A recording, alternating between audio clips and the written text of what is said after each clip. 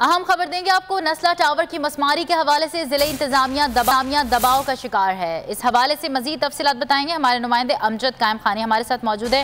जी अमजद, बताइएगा तफसीलात।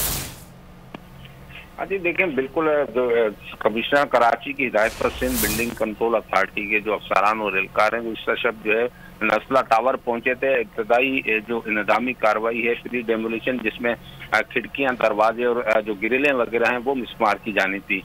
जैसे ही ऑपरेशन गुप्ता शब्द SBC की जानिब से शुरू किया गया तो PTI के रुकने सिंध असम्बली हैं, जो MPA भी है इलाके से, अली जी वो वहां पहुंचे नस्ला टावर पर। उन्होंने जो है असिस्टेंट कमिश्नर और SBC की टीम पर दबाव डाला। सिंध हुकूमत के खिलाफ उन्होंने शदीद गुस्से का इजहार किया। उनका कहना यह था कि सिंध असम्बली जो है वो तामीरात के हवाले से सिंध असम्बली से हालिया जो है एक करारदाद पास कर चुकी है, जिसमें यह तय किया गया है कि किसी को बेघर नहीं किया जाएगा।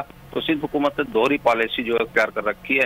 नस्ला टावर को मिसमार करने का जो फैसला है वो सिंध असम्बली की करारदाद के मुतसादिम है, जिसके बाद असिस्टेंट कमिश्नर और सिंध बिल्डिंग कंट्रोल अथॉरिटी की जो टीम थी वो दबाव का शिकार होकर नस्ला टावर से चली गई और अब जो नस्ला टावर का काम है, इब्तदाई निजामी कार्रवाई है, वो रोक दी गई। बहुत शुक्रिया अमजद कायम खानी।